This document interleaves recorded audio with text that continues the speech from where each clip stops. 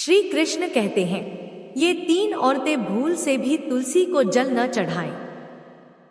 मित्रों, हमारे धर्म ग्रंथ और शास्त्र कहते हैं कि प्रत्येक घर की स्त्री को तुलसी को जल देना चाहिए, जिससे धन की देवी माता लक्ष्मी की कृपा सदैव बनी रहती है। नित्य तुलसी में जल चढ़ाने से जीवन की परेशानियों का निवारण हो जाता है और जीवन में सुख शांति का वास होता है। रोजाना तुलसी में जल अर्पित करने से धन लाभ होता है, क्योंकि इसमें मां लक्ष्मी का वास होता है। किंतु कुछ स्त्रियों को तुलसी को जल देने की मनाही है। तो चलिए जान लेते हैं कि वह कौन सी स्त्रियां हैं जिन्हें भूल से भी तुलसी को जल नहीं चढ़ाना चाहिए। दोस्तों, एक समय की बात है, देवी सत्यभामा भगवान श्री कृष्ण के पास आती है और उनसे पूछने लगती है, हे प्रभु, आप ही पूरे संसार के पालनहार हैं। आपके ही कारण पृथ्वी तथा संसार की गति चलायमान है। किंतु आज मैं आपके पास यह जानने के उद्देश्य से आई हूँ कि तुलसी को जल चढ़ाने के नियम क्या हैं। कौन सी स्त्री तुलसी को जल चढ़ा सकती है और कौन सी स्त्री तुलसी को जल नहीं चढ़ा सकती, इस विषय में मुझे ज्ञान दीजिए तथा कौन सी अवस्थाओं में स्त्रियों को तुलसी को स्पर्श नहीं करना चाहिए। कृपा करें और मेरे मन की आशंकाओं को दूर करें। भगवान श्री कृष्ण कहते हैं, हे सत्यभामा, आज तुमने उत्तम प्रश्न किया है। तुलसी को जल देने के महत्वपूर्ण नियम होते हैं। उन नियमों का पालन करते हुए ही तुलसी को जल देना चाहिए। यदि कोई व्यक्ति इन नियमों का पालन नहीं करता है तो उसे महापाप लगता है। देवी लक्ष्मी उसके घर का त्याग करके चली जाती है। हे प्रिय, आज मैं उन तीन स्त्रियों के विषय में बताने वाला हूँ जिन्हें तुलसी को जल नहीं चढ़ाना चाहिए।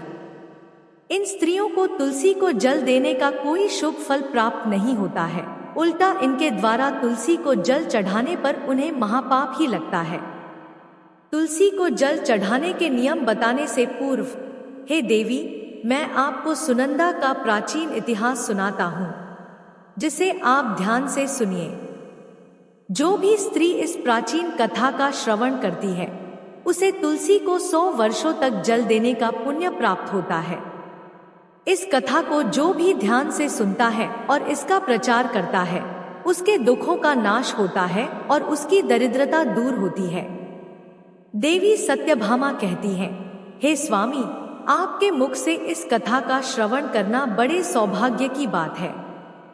कृपया आप मुझसे वह कथा कहिए, मैं इसे ध्यान से पूरा अवश्य सुनूंगी। भगवान श्री कृष्ण कहते हैं, हे देवी सत्यभामा, पूर्व काल की बात है, दक्षिण देश में एक अत्यंत शोभायमान नगरी थी।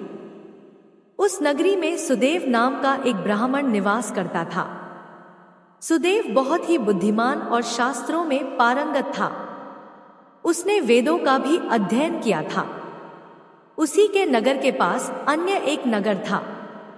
उस नगर में ध्यान शर्मा नाम का एक विद्वान ब्राह्मण था।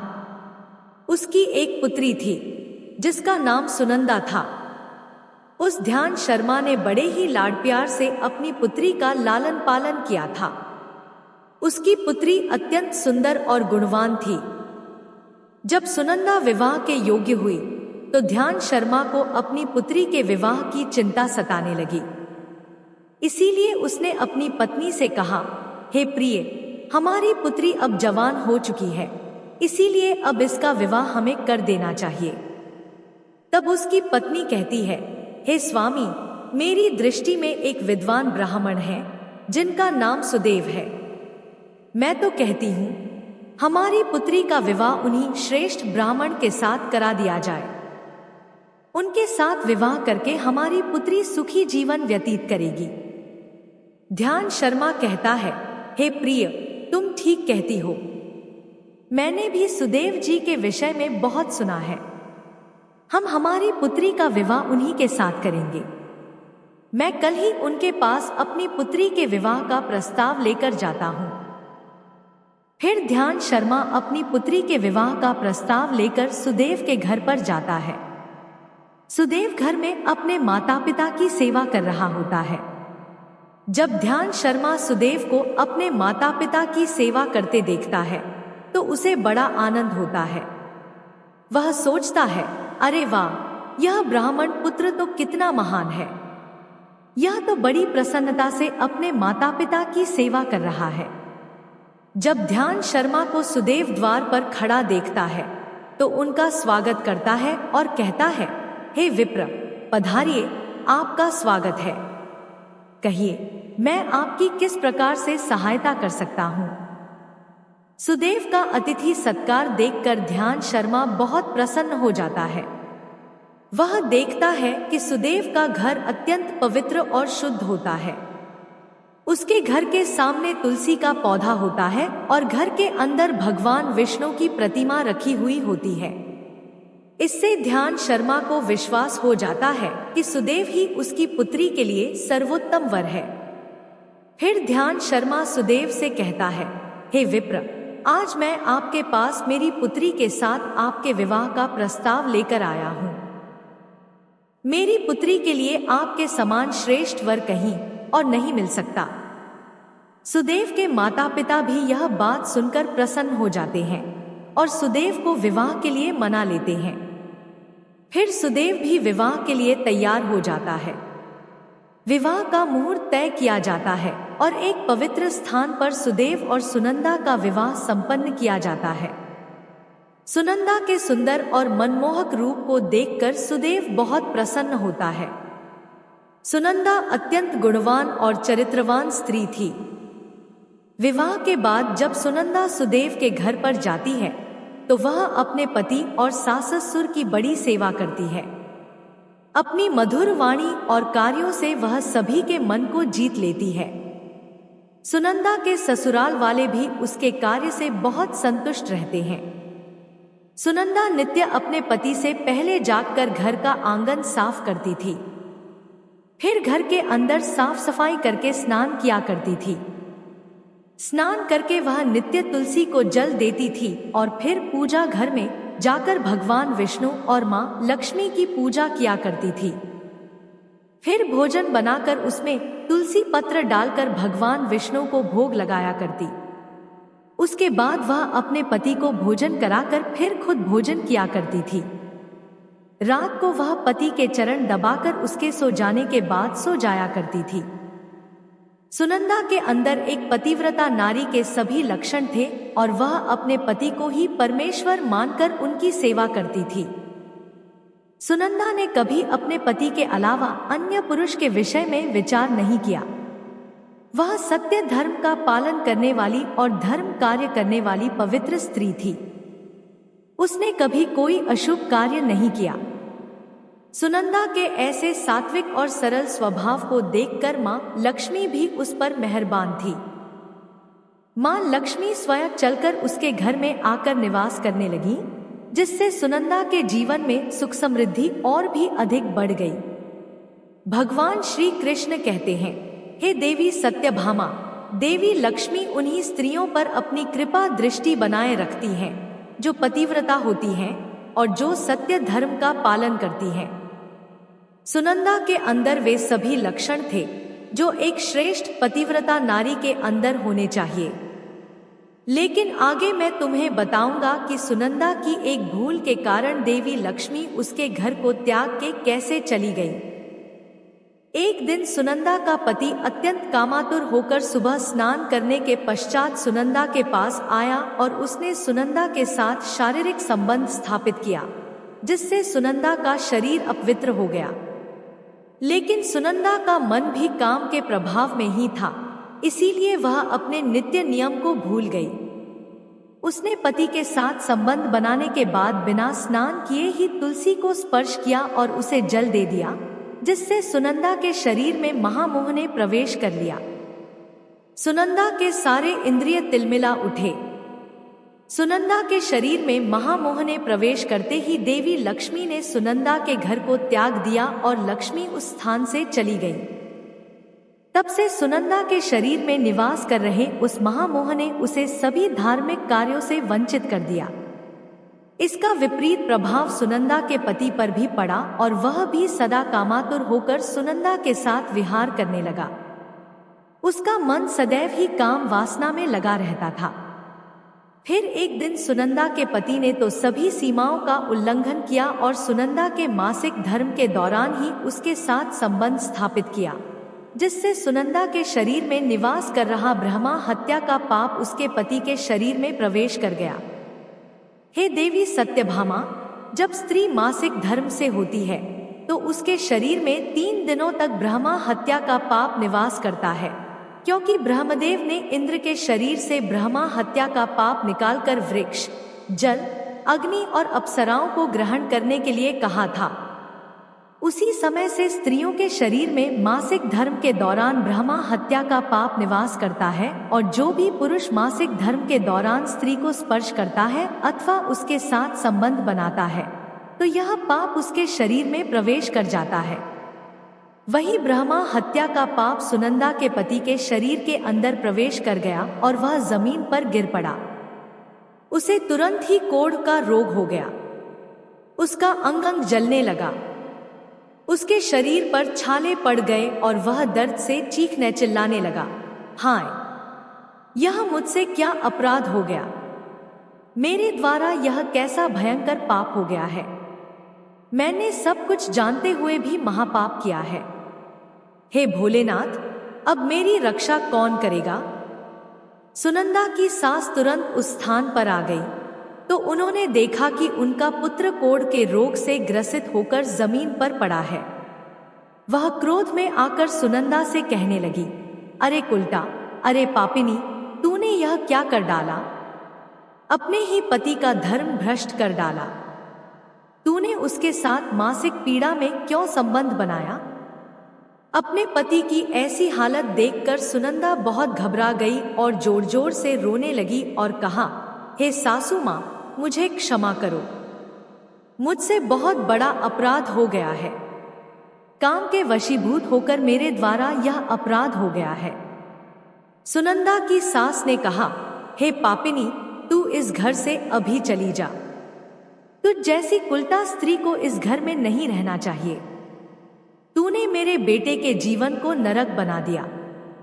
सुनंदा कहती है, हे सासू माँ, मैं कहाँ जाऊं? मेरे पति के अलावा मेरा कोई नहीं है। मैं उन्हें छोड़कर जीवित नहीं रह सकती। सुनंदा की सास कहती है, तू कहीं भी जाकर मर जा, लेकिन अब तू इस घर में निवास नहीं कर सकती। इतना कहकर सुनंदा की सास ने उसे धक्के मारकर घर से निकाल दिया। फिर सुनंदा दुखी होकर घर से निकल गई। उसे अपनी भूल पर बड़ा पछतावा होने लगा। उसे कुछ भी समझ में नहीं आ रहा था कि वह क्या करे। सुनंदा चलते चलते एक वन में जाती है। उसी वन में एक साधु का आश्रम होता है। तब वह उस आश्रम पर सहायता मांगने के लिए जाती है तो वहां पर कोई नहीं होता है। सुनंदा उसी आश्रम पर जाकर बैठ जाती है और अपने दोष के विषय में सोचते हुए दुखी होने लगती है। फिर कुछ समय बाद एक ऋषि उस आश्रम पर आते हैं जिनका वह आश्रम होता है। जब वे ऋषि एक स्त्री को अपने आश्रम पर दुखी बैठा हुआ देखते हैं तो आश्चर्यचकित हो जाते हैं और पास जाकर उस स्त्री से पूछने लगते हैं, हे कल्याणी, तुम कौन हो और किस कारण से इस स्थान पर अकेली बैठी हो? तुम्हारे दुख का क्या कारण है? तब वह स्त्री कहती है, हे मुनिवर, मेरा नाम सुनंदा है। मेरे द्वारा घोर पाप हो गया था, उसी कारण से मैं अपने परिवार से बिछड़कर इस स्थान पर आई हूं। वह ऋषि कहते हैं, बेटी, तुम यह क्या कह रही हो? तुमने कौन सा पाप किया है? मुझे विस्तार से बताओ। मैं तुम्हारी कोई सहायता कर सकूं तो प्रयत्न अवश्य करूंगा। सुनंदा कहती है, हे मुनिवर, मेरे द्वारा घोर पाप हो गया है। मासिक धर्म के दौरान मैंने पति के साथ संबंध बनाया, इसी कारण से मेरे पति कोढ़ रोग से ग्रस्त हो गए और दुख भोग रहे हैं। फिर ऋषि कहते हैं, बेटी, तुम चिंता मत करो। तुम्हारे द्वारा जो पाप हुआ है उसका प्रायश्चित करो, तुम्हें पाप से मुक्ति मिल जाएगी। तुम इस आश्रम में बैठकर भगवान विष्णु की पूजा करो, तुलसी को नित्य जल दो और गौ माता की सेवा करो। तुम्हारा पति जल्दी ही ठीक हो जाएगा। फिर वह सुनंदा वहीं पर उस आश्रम में रहकर भगवान विष्णु की नित्य पूजा करने लगती है। रोज स्नान करके वह ब्रह्मचर्य का पालन करते हुए तुलसी को जल चढ़ाती है और तुलसी के पत्र डालकर भगवान विष्णु को भोग लगाती है। फिर गायों को चारा डालती है, उनकी सेवा करती है। दिन भर वही भगवान विष्णु की मूर्ति के आगे बैठकर भगवान विष्णु की भक्ति करने लगती है। इस प्रकार से 1 वर्ष बीत जाता है। भगवान विष्णु सुनंदा की दृढ़ निष्ठा और भक्ति से अत्यंत प्रसन्न हो जाते हैं और सुनंदा को साक्षात दर्शन देते हैं। भगवान विष्णु को साक्षात अपने सामने खड़ा देखकर सुनंदा उन्हें बारंबार प्रणाम करने लगती है। तब भगवान विष्णु सुनंदा से कहते हैं, हे पुत्री, तुमने बड़ी ही श्रद्धा से और भक्ति भाव से मेरी आराधना की है, इसीलिए अब मैं तुम पर प्रसन्न हूं। कहो, तुम्हारी क्या कामना है? तब सुनंदा कहती है, हे प्रभु, कृपया मुझे बताइए, मेरे किस दोष के कारण मेरे अंदर काम का वास हो गया, जिस कारण से मेरे द्वारा घोर पाप हुआ और मेरे पति को कोढ़ का रोग हो गया? भगवान विष्णु कहते हैं, हे पुत्री, अब तुम ध्यान से सुनो। तुम्हारे द्वारा अनजाने में ही एक पाप हुआ था, जिस कारण से तुम्हारे अंदर महामोह ने प्रवेश कर लिया था। एक दिन तुमने अपने पति के साथ संबंध बनाने के बाद बिना स्नान किए ही तुलसी को जल दिया था। पति पत्नी जब रति क्रिया करते हैं तो उनका शरीर अपवित्र हो जाता है और ऐसी अवस्था में तुलसी को कभी स्पर्श नहीं करना चाहिए। तुलसी लक्ष्मी का ही रूप है। तुमने अपवित्र अवस्था में ही तुलसी को जल अर्पण किया था, जिस कारण से देवी लक्ष्मी तुम्हारे घर का त्याग करके चली गई और फिर महामोह ने तुम्हारे अंदर प्रवेश कर लिया।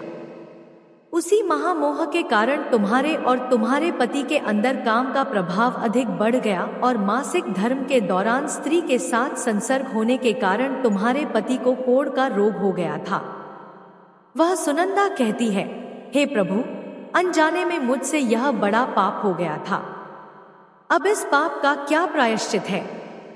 भगवान विष्णु कहते हैं, हे सुनंदा, इस पाप का प्रायश्चित तुमने 1 वर्ष तक ब्रह्मचर्य व्रत का पालन करके कर लिया है, इसीलिए अब तुम पाप से मुक्त हो। सुनंदा कहती है, हे प्रभु, कृपया मुझे बताइए, किस अवस्था में तुलसी को जल नहीं देना चाहिए और तुलसी को जल देने के क्या नियम हैं? भगवान विष्णु कहते हैं, हे सुनंदा, अब मैं तुम्हें तुलसी को जल देने के नियम बताता हूँ, तुम इसे ध्यान से सुनो। हे पुत्री, तुलसी एक अत्यंत पवित्र पौधा है। यह मुझे सबसे अधिक प्रिय है, इसीलिए इसकी सात्विकता बनी रहनी चाहिए। इस पौधे को कभी अपवित्र अवस्था में स्पर्श नहीं करना चाहिए। तुलसी को जल न चढ़ाने वाली 3 स्त्रियां और नियम। जो स्त्री मासिक धर्म से हो, उस स्त्री को इस पौधे को कभी स्पर्श नहीं करना चाहिए। मासिक धर्म के दौरान स्त्री के शरीर में ब्रह्मा हत्या का पाप होता है। ऐसे में स्त्री को तुलसी को जल नहीं देना चाहिए। किसी भी स्त्री और पुरुष को संबंध बनाने के बाद तुलसी के पौधे को स्पर्श नहीं करना चाहिए और न ही इसे जल देना चाहिए। संबंध बनाने पर स्त्री और पुरुष का शरीर अपवित्र हो जाता है। ऐसी अवस्था में तुलसी के पौधे को स्पर्श करने पर दोष लगता है। देवी लक्ष्मी ऐसे स्थान से चली जाती है। हे पुत्री, जो स्त्री अपने पति का त्याग करके चली गई हो, जो विवाह के पश्चात अपने पति को छोड़कर अन्य पुरुष के साथ निवास कर रही हो, ऐसी स्त्री को भी तुलसी को जल नहीं चढ़ाना चाहिए। तुलसी की पूजा करने का अधिकार केवल पतिव्रता स्त्रियों को ही है। जो स्त्री अस्ती होती है, उसे तुलसी को जल नहीं चढ़ाना चाहिए। हे सुनंदा, अब मैंने तुम्हें तुलसी को जल देने के संबंध में महत्वपूर्ण नियम बताए हैं, तुम इसे ध्यान में रखो। तब सुनंदा कहती है, हे प्रभु, मेरे पति कोढ़ के रोग से पीड़ित है, कृपा करके मेरे पति को रोग से मुक्त कीजिए। तब भगवान विष्णु कहते हैं, हे सुनंदा, तुमने इस तुलसी के वृक्ष की 1 वर्ष तक पूजा की है। यह अत्यंत पवित्र पौधा है। अब तुम इसके पत्ते ले जाकर अपने पति को खिला दो, वह रोग और पापों से मुक्त हो जाएगा। इतना कहकर भगवान विष्णु अंतर्ध्यान हो जाते हैं। यह सुनकर सुनंदा बहुत प्रसन्न हो जाती है और भगवान विष्णु को बारंबार प्रणाम करके धन्यवाद देती है। फिर सुनंदा उस तुलसी के पौधे के कुछ पत्ते तोड़कर घर पर जाती है और अपने कोढ़ी पति को खिला देती है। तुलसी के पत्ते खाते ही उसका पति एकदम से स्वस्थ हो जाता है और सुनंदा को गले से लगा लेता है। सुनंदा की सास भी जब यह चमत्कार देखती हैं, तो बड़ी प्रसन्न हो जाती हैं और फिर वे सभी प्रसन्नता से रहने लगते हैं। भगवान श्री कृष्ण कहते हैं, हे सत्यभामा, इसीलिए इन अवस्थाओं में स्त्रियों को तुलसी को जल नहीं चढ़ाना चाहिए और न ही तुलसी को स्पर्श करना चाहिए, अन्यथा इसके अशुभ परिणाम भोगने पड़ते हैं, जैसा सुनंदा के साथ हुआ था। तुलसी के पौधे से जुड़े महत्वपूर्ण नियम। दोस्तों, अब जानते हैं तुलसी के पौधे से जुड़े महत्वपूर्ण नियम। तुलसी के पौधे को मिट्टी के गमले में लगाना श्रेष्ठ होता है। घर के मुख्य द्वार के सामने एक सुंदर गमले में तुलसी का पौधा लगाना चाहिए।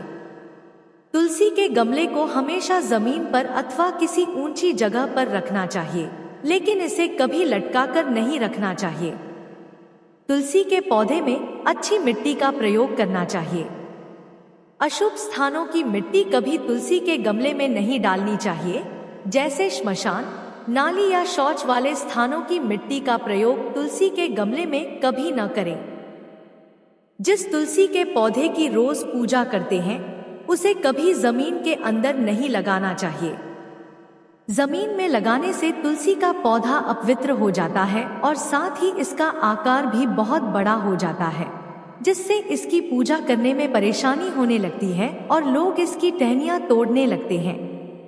इसके अलावा ध्यान न देने पर पशु इसे नुकसान पहुंचा सकते हैं। तुलसी का पौधा लगाने के लिए उत्तर पूर्व तथा पूर्व दिशा ही सर्वश्रेष्ठ मानी गई है। इसमें उत्तर पूर्व दिशा अत्यंत शुभ होती है। इस दिशा में तुलसी का पौधा लगाने से घर का वातावरण सकारात्मक बनता है और शुभ परिणाम प्राप्त होते हैं। अगर तुलसी का पौधा आंगन में लगाया जाता है तो यह बहुत शुभ होता है।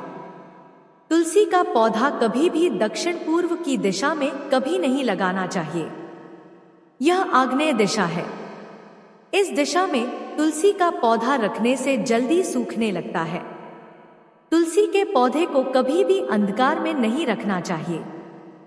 शास्त्रों के अनुसार सोमवार, बुधवार और रविवार का दिन तुलसी का पौधा लगाने के लिए बहुत शुभ होता है, लेकिन ग्रहण काल में अर्थात सूर्य ग्रहण, चंद्र ग्रहण आदि दिनों में तुलसी का पौधा कभी नहीं लगाना चाहिए। रविवार के दिन तुलसी को जल नहीं देना चाहिए। इस दिन पत्तियां भी नहीं तोड़नी चाहिए। तुलसी को जल देने के लिए शुद्ध पानी का ही प्रयोग करें। तुलसी को कभी गंदा, झूठा पानी नहीं चढ़ाना चाहिए। तुलसी के पौधे को भूल से भी गंदगी वाले स्थान पर नहीं लगाना चाहिए। कई बार महिलाएं तुलसी के पौधे को ऐसे स्थान पर लगाती हैं जो स्थान अपवित्र होता है, जैसे नाली के समीप या जिस स्थान पर बर्तन अथवा कपड़े धोए जाते हैं, उस स्थान पर भी तुलसी का पौधा कभी नहीं लगाना चाहिए। इससे क्या होता है, गंदा पानी तुलसी के पौधे में गिरता है। यह बहुत ही अशुभ माना गया है। तुलसी में गंदा पानी गिरने से तुलसी अपवित्र हो जाती है। तुलसी को बिना स्नान किए जल भी नहीं देना चाहिए।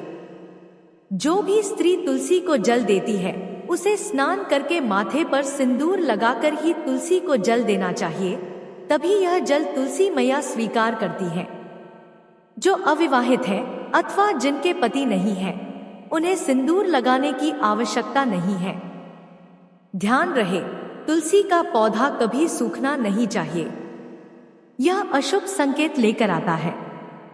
तुलसी का पौधा सूखने पर समझना चाहिए कि घर में नकारात्मक शक्ति का वास है, इसीलिए तुरंत वास्तु उपाय करने चाहिए।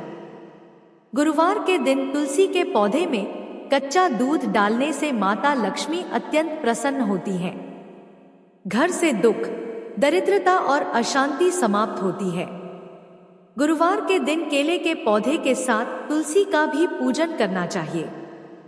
इससे अथाह धन संपत्ति की प्राप्ति होती है जो कभी खर्च नहीं होती है। केले में भगवान विष्णु और तुलसी में मां लक्ष्मी का वास है, इसीलिए गुरुवार को इनकी पूजा जरूर करनी चाहिए। शाम के समय इसके पास दीपक जलाना चाहिए। एकादशी के एक दिन पहले ही तुलसी के पत्ते तोड़कर रखने चाहिए। सूर्य ग्रहण, चंद्र ग्रहण के दौरान तुलसी को स्पर्श नहीं करना चाहिए। किसी भी दिन शाम के समय तुलसी के पत्ते नहीं तोड़ने चाहिए। शाम को तुलसी निद्रा अवस्था में होती है। ऐसे समय पर तुलसी के पत्ते तोड़ना पाप माना गया है। पुरानी सूखी हुई तुलसी की पत्तियों को कभी फेंकना नहीं चाहिए। इसे मिट्टी में दबा दें, लेकिन कभी नाली में अथवा कचरे में न फेंकें। मित्रों, यह कथा आपको कैसी लगी कमेंट करके अवश्य बताएं। अगर यह जानकारी अच्छी लगी हो तो वीडियो को लाइक जरूर करें और चैनल को सब्सक्राइब करें। कमेंट में जय मां तुलसी अवश्य लिखें। धन्यवाद।